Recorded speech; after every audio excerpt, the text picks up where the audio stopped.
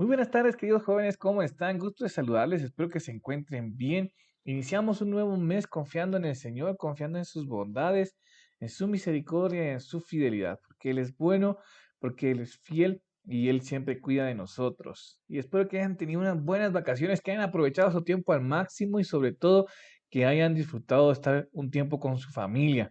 El día de hoy estaremos hablando sobre dos lecciones, sobre la lección 14, el líder que debes conocer, y la lección 15, ya iniciando una nueva unidad en el folleto que habla acerca de aceptar las diferencias, cómo los conflictos o no solucionados correctamente nos puede llevar a consecuencias graves. Para ello, veremos entonces a a tres personajes como tal. Primero será Jesús, y Jesús nos dice en Marcos 8:34, llamando a la gente y a sus discípulos, les dijo: si alguno quiere venir en pos de mí, niéguese a sí mismo, tome su cruz y sígame. Ahora vemos una historia bastante interesante, Caín y Abel, y el texto bíblico que nos hace a reflexionar o nos lleva a reflexionar es Mateo 18:15. Por tanto, si tu hermano peca contra ti, ve y repréndele estando tú y él solos. Si te oyere, has ganado a tu hermano. La lección número 14 nos lleva en la introducción a poder hablar de este personaje, Napoleón Bonaparte, considerado uno de los mejores militares, estrategas, líderes en todos los tiempos después de Jesucristo. Y en esta reflexión que él hace, vemos que en la introducción de la lección 14 dice: en los días de mi gloria, yo apasioné a las multitudes hasta el punto de que ellas morirían por mí. Encendí el fuego en los corazones, poseí el secreto de ese poder mágico que eleva a los espíritus. Ahora que me encuentro encerrado en esta isla, ¿quién lucha y conquista imperios por mí? ¿Quién es el que me sigue siendo fiel? Tal es el destino de los grandes hombres como César, Alejandro y yo. Pronto se nos olvida. En cambio, Jesucristo es el único hombre en el mundo que hizo planes con su muerte y no se equivocó. 18 siglos han pasado y este hombre es el eje y el centro de la raza humana y el caudillo de las huestes del progreso. Ha sido el verdadero caudillo de los derechos humanos, de respeto a la mujer, los niños y la libertad de expresión. Hace miles de años que pasó sembrando paz y de la tierra se adueñó. Hace miles de años que murió y el mundo vive aún por él. Él es el líder que necesitamos. Interesante reflexión la que nos hace Bonaparte, ¿verdad? Hace ya par de siglos anteriores él llega a esta comprensión, pero podemos ver que en el texto bíblico que nos lleva a reflexionar en la lección con respecto a Jesús, que se encuentra en Marcos 8, vemos que se da este acontecimiento y la pregunta que Jesús hace: ¿qué dice la gente acerca de mí? ¿Qué dice la gente acerca de Jesús? Y podemos ver que necesitamos una revelación de su persona. ¿Quién era Jesús para sus discípulos? Podemos ver que para sus discípulos Jesús era alguien quizás importante en ese momento. Podemos ver que la gente dice de Jesús que unos creen que es el Juan el Bautista, otros Elías y otros uno de los profetas. Y Jesús le pregunta a ellos: ok, ¿quién crees que ustedes que soy yo? ¿Qué piensa la gente en este siglo? Vamos a cambiarnos aquí para vernos de este lado. Según el siglo XXI y el relativismo, Jesús es un buen maestro moralista, enseñó muy buenos valores morales, pero hasta ahí no sobrepasa ese aspecto del moralismo. Según muchos sabios y entendidos, o intelectuales, Jesús no existe, fue una invención del hombre, y que las religiones como tal sirven solo para controlar las masas, y Jesús es ese invento que nos ayuda a controlar las masas actualmente. Y la pregunta que Jesús le hace a sus discípulos: ¿quién es o quién soy yo para ustedes? Y Pedro responde: tú eres el Cristo, el Hijo de Dios, el Mesías.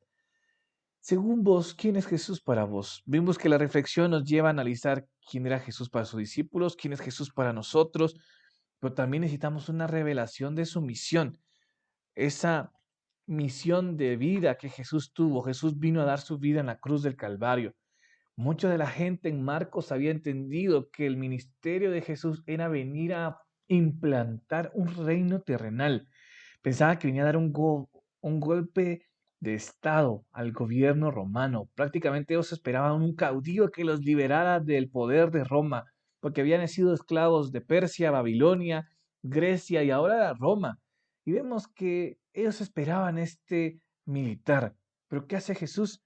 Viene a dar su vida en el reino y la forma de hacerlo era ser rechazado y ser llevado a la cruz para resucitar al tercer día. Cuando Jesús revela esto, vemos que lo revela a través de la visión del Padre a Pedro. Pero de repente en ese mismo pasaje vemos que Pedro es manifestado o es influenciado por el poder de Satanás para negar la obra de Jesús. Él dice, no, Jesús, no vayas, pero Jesús le dice, cállate, Satanás, porque tú solamente ves las cosas de este mundo y no las cosas de lo eterno, del reino de los cielos. Pero eso necesitamos también tener un compromiso con su causa. Esta es la parte más difícil de ser seguidor de Jesús, porque es fácil decir yo creo en Jesús y de hecho la palabra declara que hasta los mismos demonios creen y tiemblan, pero no solamente es de creer, es de poder reconocer y estar dispuestos a comprometernos a su causa.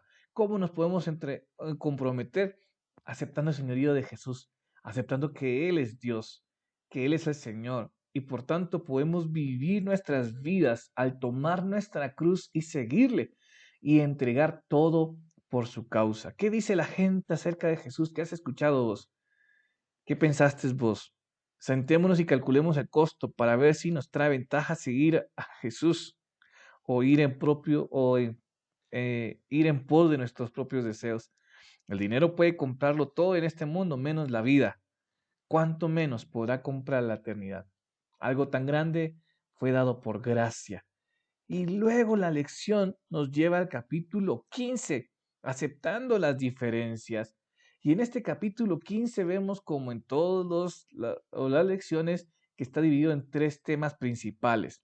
La lectura nos lleva a reflexionar en Génesis 4, en los primeros versos, momento después de que Adán y Eva son expulsados a causa de la desobediencia y que el pecado entró en ese momento. Ellos son expulsados del Edén y comienzan a desarrollar una vida fuera del jardín del Edén, fuera de la gloria de Dios. Y en esto comienzan a tener sus hijos. El primer hijo podemos ver que es Caín y Adán dice, por voluntad de Jehová he adquirido un varón. Eso significa el nombre Caín. Luego tiene un hijo llamado Abel y se da un encuentro bastante particular. En todo esto, la historia lleva en que en un momento Caín presenta una ofrenda delante de Jehová, pero él presenta los frutos del campo, quizás lo mejor que él tenía en ese momento, su primera cosecha, pero Abel entrega la mejor oveja de su ganado. Y cuando presentan su ofrenda, la Biblia dice que Dios se agrada de Abel, mas no de Caín. Por la obediencia de Abel, por el corazón de Abel, podemos decirlo, quizás porque Abel tomó una decisión distinta o porque Caín iban con intenciones incorrectas. Podemos tener muchas interpretaciones del texto, pero en todo esto podemos ver que Caín se molesta tanto y Dios le dice, cuidado Caín, ten cuidado con lo que haces, porque si te dejas dominar por el pecado que está al acecho, te va a destruir. Y es lo que sucede. Y la lección nos lleva a pensar en este primer punto. Entiende que todos somos diferentes. Dios nos creó con capacidades distintas. Tener ese entendimiento de saber que cada uno de nosotros es diferente, que tiene una capacidad diferente de parte de Dios y que en esas diferencias que Él nos ha dado, en las capacidades, en los dones, talentos y en cada uno de los atributos que ha puesto en cada uno de nosotros, podemos ver que podemos aceptar que Dios es soberano, que Dios es bueno. Pero ojo, tampoco podemos caer en el error de decir, ah, bueno, entonces quiere decir que Dios creó de esa manera todas las distorsiones que hoy vemos en el mundo. ¿Quiere decir que Dios creó al ser humano ya en pecado? No. Significa que en la soberanía de Dios, Dios había dispuesto que cada ser humano tendría algo especial, una distinción. Pero causa el pecado vemos que ahora existen tantas situaciones, especialmente con todo esto de la agenda LGTB y todas las palabras que siguen. También vemos con algunas especificaciones con gente que dice ser asesina porque así Dios la creó, cuando vemos que Dios no lo creó de esa manera. Eso es parte producto del pecado. Y en esas diferencias, en esas capacidades propias, tenemos que aceptar las diferencias, saber que cada uno cumple un rol. Cada uno de ustedes va a desempeñar un trabajo, va a desempeñar una carrera, una profesión y tiene distinción o distintos dones y talentos. Y hay que aprender a aceptarlo, saber que cuadramos en un cuerpo, que somos necesarios en un área específica. Pero eso también nos lleva a aprender a manejar nuestras emociones, porque las emociones no controladas y no manejadas nos pueden llevar a desastres como en el caso de Caín y Abel. Él se enojó, dejó que el enojo se enseñoreara de él y terminó matando a Abel, el primer asesinato que vemos en la historia de la humanidad.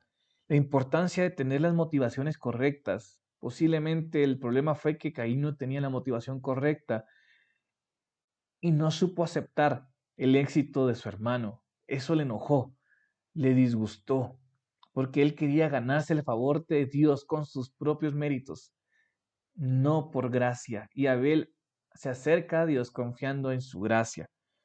Y nos lleva al tercer punto, reconocer las consecuencias de la soberbia.